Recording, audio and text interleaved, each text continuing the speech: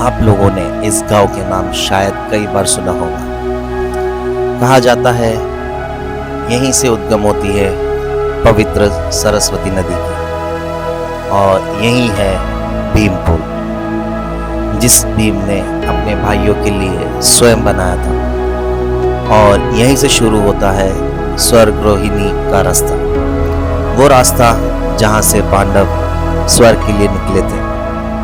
कहते हैं यहीं पर लिखी गई थी महाभारत, सबसे महान ग्रंथ। जी हाँ, ये है माना गांव, भारत का सबसे पहला गांव, जहाँ हर पत्थर हर हवा एक कहानी कहती है।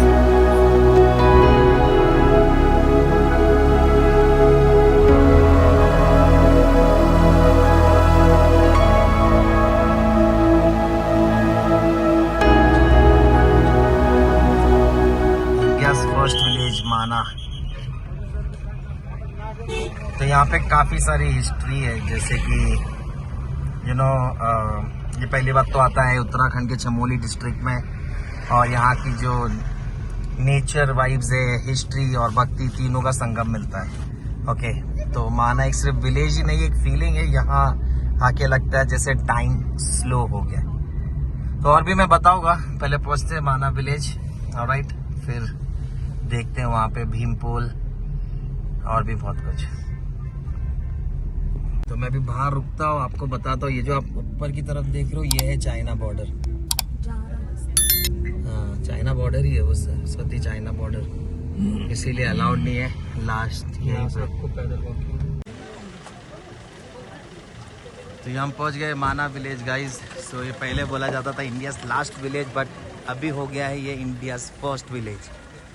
और यही है चाइना के बॉर्डर पर, बद्रीनाथ से 3 किलोमीटर दूर, जैसे कि मैंने आपको बताया। तो आप देख सकते हो, आगे पहुंचते फिर मैं बताता हूँ आपको। तो यही है वो रास्ता जहाँ से होती है माना गांव की एंट्री। ये सिर्फ एक गांव नहीं, बल्कि इतिहास और आस्था का संगम है। हर मोड़ पर एक कहानी छुपी है, हर पत्थर एक याद दिलाता है महाभारत के युग की। और आगे चलकर हम देखेंगे भीम पुल, सरस्वती नदी का उद्गम, और वो रास्ता जहाँ से पांडव स्वर्ग की ओर चले थे।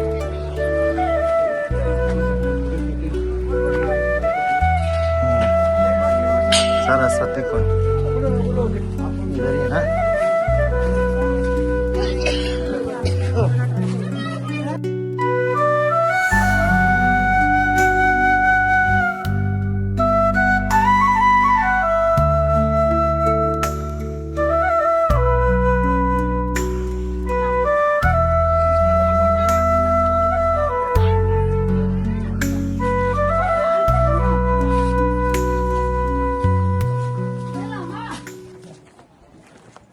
छोटी सी जगह पे इतनी सी, देखो गोभी की खेती। पत्ता गोभी है ना।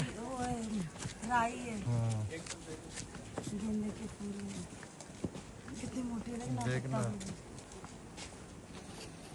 क्या देखना है ना लिए।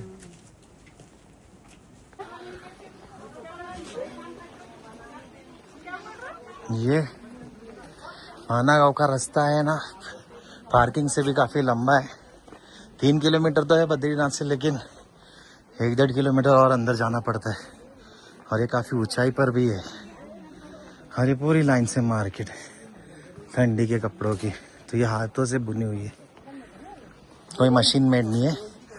आंटी जैसी है, इन्होंने अपने हाथों से बुन रखा है, देख लो।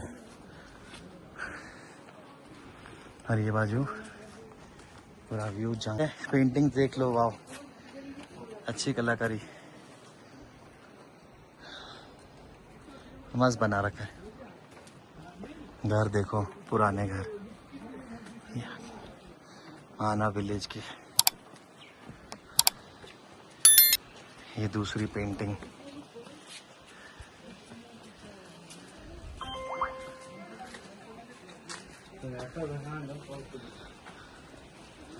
माँ सरस्वती।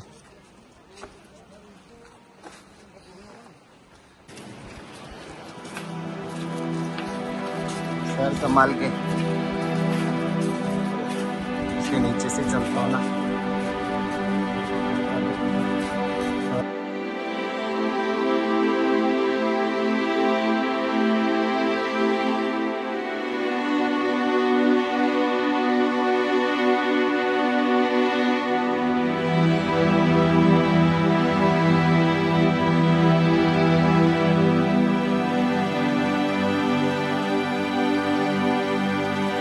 गाइस देख लो, अभी तक तो मैं पहुंचा भी नहीं हूँ और ये देख लो फर्स्ट लुक देखो। माय गॉड, क्या विलेज है यार। और ये जो आप देख रहे हो ये 5 पांडव, हम अभी वहाँ जाने वाले हैं, मगर देखिए वो चले स्वर्ग के रास्ते। और सही में स्वर्ग जैसा ही है ना, सही में यार। मन नहीं भर रहा, आंखों से देखे जाओ देखे जाओ देखे जाओ। चलो आगे चलते हैं, नजदीक से देखते हैं। लेकिन दूर से जो देखने में मजा आ रहा है ना, वो इतने करीब जाके नहीं आएगा, क्योंकि ये पहाड़ जो दिख रहे प्रॉपर ऐसा लग रहा है कि स्वर्ग के द्वार है ना। सही में वो देखना ऊपर एंड हो रहा है, वो देखना यहाँ पे।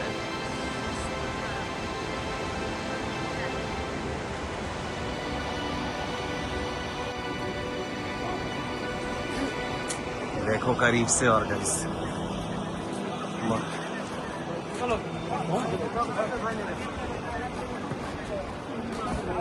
अभी तो मैं रास्ते में हूँ, फिलहाल पहुंच रहा हूँ।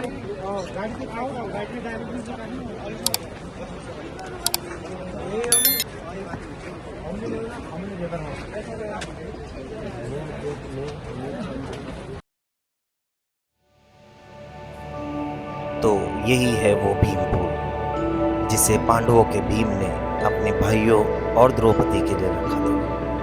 कहते हैं ये पत्थर स्वयं भीम ने उठाकर इस जगह रखा था ताकि सब लोग इस पार से उस पार जा सके। और नीचे बह रही है माँ सरस्वती नदी, जिनके दर्शन सिर्फ यहीं माना गांव में ही होते हैं।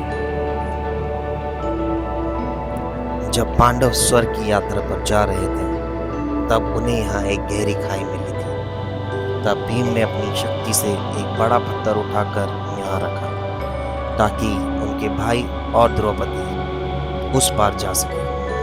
आज वही पत्थर भीमपुर के नाम से जाना जाता है। नीचे बह रही है माँ सरस्वती नदी, जिसका पानी बहुत तेजी से बहता है। ये है माँ सरस्वती का मंदिर।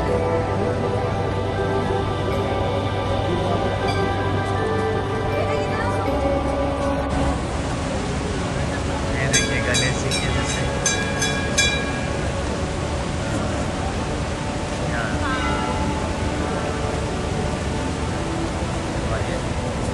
भीमपुर के बाजू में ही है माँ सरस्वती।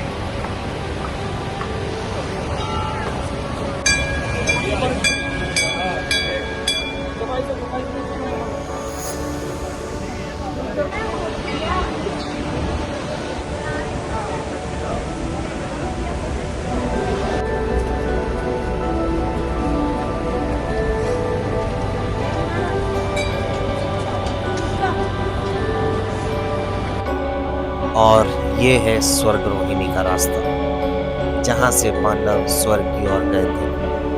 कहते हैं इस रास्ते से उन्होंने अपनी अंतिम यात्रा शुरू की थी। यहाँ खड़े होके लगता है जैसे आज भी वो कहानियाँ हवाओं में घूम रही हैं और हर कदम पर उनके चरणों के निशान महसूस किए जा सकते हैं।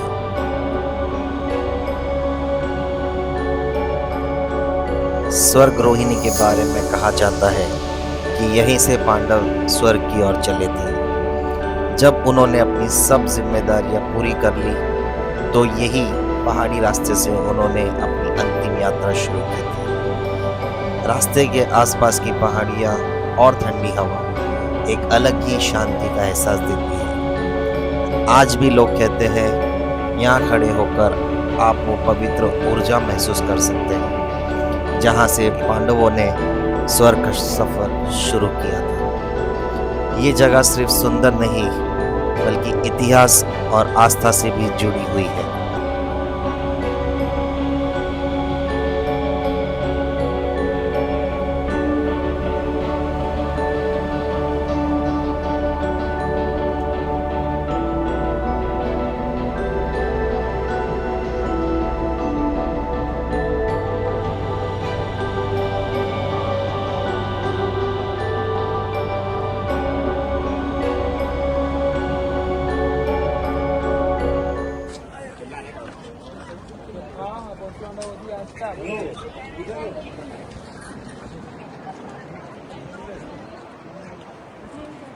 ये मैं भी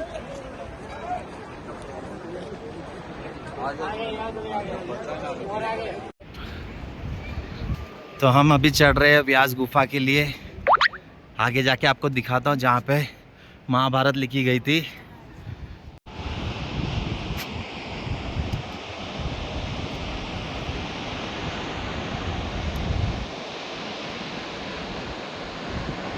खूबसूरत है ना, लेकिन बहुत बहुत जब बर्फ गिरती होगी तो क्या दिखता होगा ना। लेकिन सही में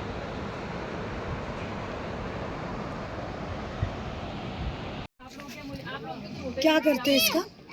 ये बहुत फायदेमंद है, इसको मैं पढ़ी हूँ इसलिए मैं बोल रही हूँ। खाते हैं? हाँ, इसका फायदा बहुत सारा है। ये तो डायरेक्ट पेड़ से भी खाते हैं। उसमें डालना थैली में। ये स्पेशली वुमेन्स के लिए बहुत अच्छा है। हाँ, ये चीज बहुत अच्छा है। ये ना हिमालय के ऐसे रेंज में ही मिलता है। नाम क्या? ये लोग तो ये है भारत की प्रथम चाय की दुकान। देख लो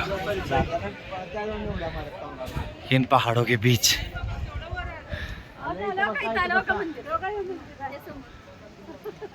फर्स्ट टी शॉप।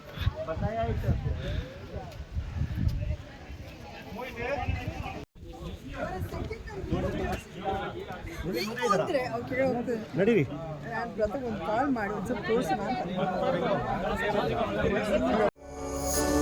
ये है व्यास गुफा, जहाँ महर्षि वेद व्यास जी ने महाभारत लिखी थी। कहते हैं व्यास जी यहीं बैठकर अपने शिष्य गणेश जी को महाभारत लिखवा रहे थे। यहाँ की गुफा के अंदर एक प्राकृतिक छत है जिसके आकार लिखने के पुस्तक जैसे दिखाई देते हैं। इसीलिए लोग कहते हैं कि यही वही जगह है जहाँ से महाभारत लिखी गई थी। गुफा के अंदर जाते ही एक अलग सी शांति महसूस होती है और लगता है जैसे आज भी व्यास जी यहीं तपस्या में बैठे हो। ये जगह सिर्फ इतिहास नहीं बल्कि भक्ति और ज्ञान के प्रतीक है।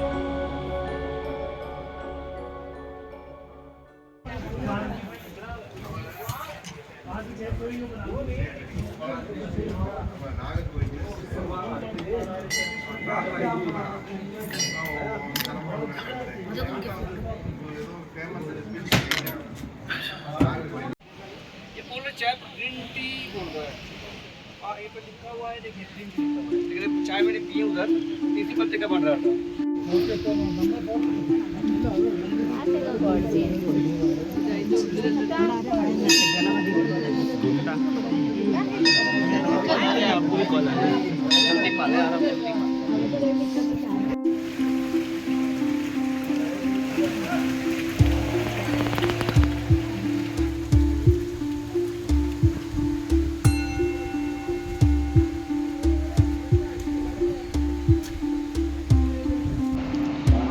सो माना विलेज को भी करते हैं बाय बाय।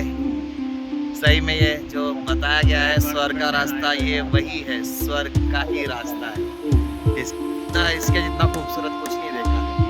बहुत खूबसूरत है, बहुत खूबसूरत है। इसी के साथ हमारी भी जर्नी यही एंड होती है उत्तराखंड की। Back to Mumbai